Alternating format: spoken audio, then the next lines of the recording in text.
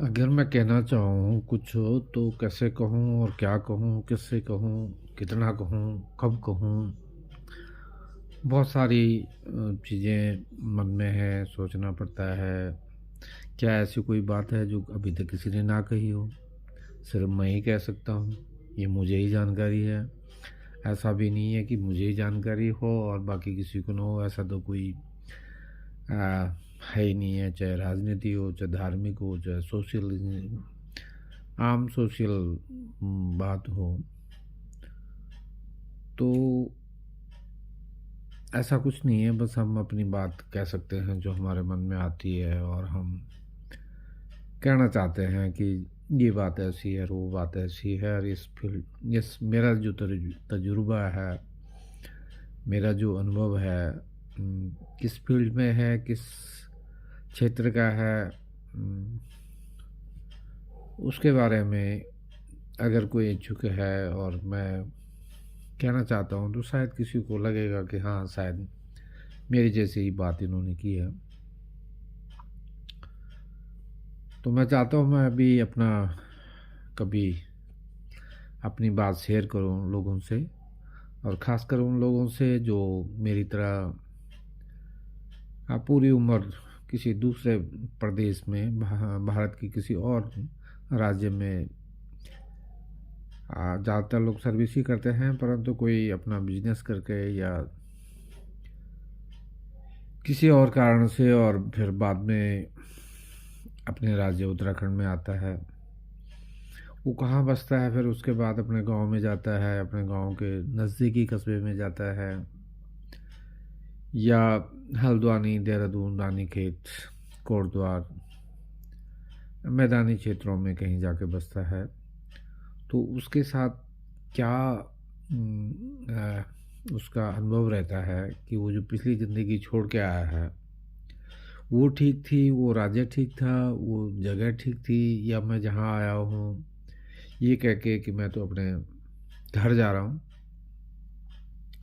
और घर में जब आप 60 साल बाद आते हैं तो पता लगता है कि घर तो नया ढंग से बनाना पड़ रहा है, नया ढंग से सब कुछ हो रहा है। 60 साल पहले की सारी चीज़ें अब रही नहीं है।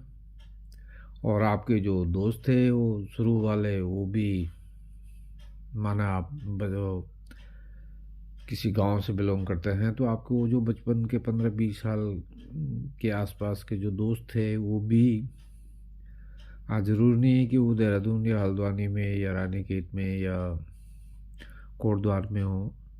उनमें से कई लोग किसी और जगहों में चले गए हैं, अपने बच्चों के साथ चले गए हैं, या खुद जाके वहीं सेटल हो गए हैं। कुछ अहमदाबाद में चले गए हैं, कुछ जी बड़ौदा चले गए हैं, कुछ जी कहीं और शहरों में हैं, और वो आपको वापस नहीं मिलते हैं। और उनमें से कई लोग तो ऐसे भी हैं कि जो उन साथियों में से ऐसे कई लोग हैं जो आपको फिर मिलते ही नहीं हैं, वो लोग यहाँ धरती पे होते ही नहीं हैं। तो फिर 60, 65, 70 साल की उम्र में दोबारा से किसी से दोस्ती करना बहुत मुश्किल है, बहुत मुझे नहीं लगता किसी को ऐसा हो पाता होगा। जो संवेदनाएं, जो एक निश्चल प्रेम जो बचपन में हुआ करता था, जवानी में हुआ करता था, उसको हमने या तो गांव में छोड़ दिया है, या 40 साल, 42 साल, 45 साल जो हमने कहीं और गुजारे हैं, या तो वहाँ जो हमारा सामाजिक दायरा था वो हमने वहाँ छोड़ दिया है। और हम इवन सामाजिक दायरा तो छोड़ा ही है, हमने इस उम्र में 65-70 के आसपास हमने अपने बच्चे भी, वो भी हमारे साथ नहीं होते हैं इस उम्र में, वो भी अपने जीवनोपार्जन के लिए कहीं सर्विस कर रहे हैं या बिजनेस कर रहे हैं। तो वो ज़रूरी नहीं है कि मेरी परचून की दुकान में आके वो बैठे हैं और मैं परचून की दुकान करूं। तो वो अपनी सर्विस के लिए उससे कहीं कहीं है, दूर दूर हैं, कोई प्रदेश चला गया है, कोई विदेश चला गया है। तो उनको भी हम ये नहीं कह सकते कि जी वो हमारे साथ ही रहें और हमारे गोदी में बैठे रहें, और ऐसा पॉसिबल नहीं है। तो तब आता है कि भी हम कैसे अपना समय व्यतीत करें, अपने जो अकेलापन है उसको क्या हम बांट सकते हैं, किसके साथ बांटें, और अपने मन में जो जो बातें हमने इतने साल से हमारे मन में बैठी हुई हैं, हमारे दिमाग में बैठी हुई हैं, हमारे दिलो दिमाग में जिसको कहते हैं उसमें बैठी हुई हैं, तो उसको अब हम किसके साथ शेयर करें और कैसे करें, और ना करें तो अपने आप को नॉर्मल कैसे रख पाएँ। तो इन चीज़ों को सोचने का, समझने का एक मेरा अपना एक अनुभव रहा है, और वो मैं ज़रूर साथियों के साथ कभी, आज नहीं तो कभी, किसी दूसरे वीडियो में शेयर ज़रूर करना चाहूँगा। और ये ज़रूरी नहीं है कि जो मेरा अनुभव होगा वो सबका सबके साथ ऐसे ही होगा, ऐसा नहीं हो सकता।